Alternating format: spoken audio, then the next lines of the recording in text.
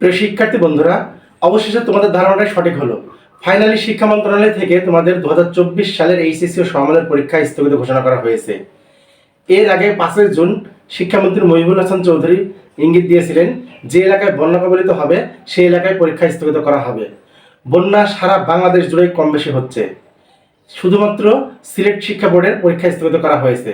হয়তো পরবর্তীতে মাদ্রাসা শিক্ষা বোর্ড ও কারিগরি শিক্ষা বোর্ডও স্থগিত হতে পারে।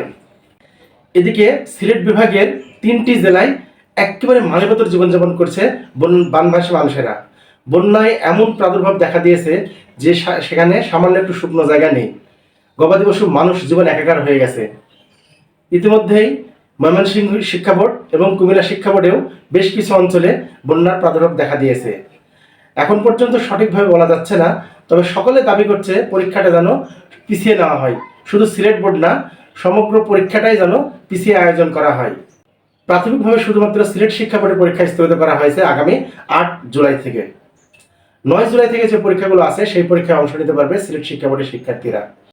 30 জুন বাংলা পরীক্ষা, 2 জুলাই বাংলা দ্বিতীয় পত্র, 4 জুলাই ইংরেজি প্রথম পত্র এবং 7 জুলাই ইংরেজি দ্বিতীয় পত্র পরীক্ষা রুটিনে আছে। আর 9 জুলাই গিয়ে আইসিটি অর্থাৎ তথ্য যোগাযোগ প্রযুক্তি বিষয়টি 9 জুলাই শুরু হবে। এই 9 জুলাই থেকে সিলেট বিভাগের শিক্ষার্থীরা পরীক্ষায় অংশগ্রহণ করতে পারবে। কিন্তু অনেকের দাবি যে পরীক্ষার প্রস্তুতি ঠিকভাবে নিতে পারছে না সিলেট শিক্ষার্থীরা, তো পরীক্ষা সম্পূর্ণটাই যেন পিছিয়ে আয়োজন করা হয় এমনটাই দাবি জানিয়েছে অনেক বিশেষজ্ঞ এবং শিক্ষার্থীরা। এখন পরীক্ষার চাইতে সবচেয়ে যেটা বেশি প্রয়োজন হিসেবে দেখা দিয়েছে সেটা হচ্ছে সিলেট বিভাগের মানুষের জীবনযাপনটা স্বাভাবিক নিয়ে আসতে। সিলেট বিভাগ এখনও আরও সপ্তাহখানেক মনে হয় পানি বর্ধিত অবস্থায় থাকবে।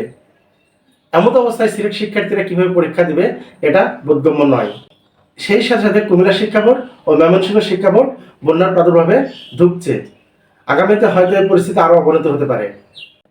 সিলেট বিভাগের মানুষের জন্য আমাদের আন্তরিক সমবেদনা ছাড়া আর কিছুই নেই। তবে সরকারিভাবে তাদের উন্নয়নের জন্য ব্যবস্থা করা হচ্ছে। যত তাড়াতাড়ি সম্ভব তাদের এই প্রাদুর্ভাব থেকে মুক্তি যেন পায়, এটাই আমাদের দোয়া।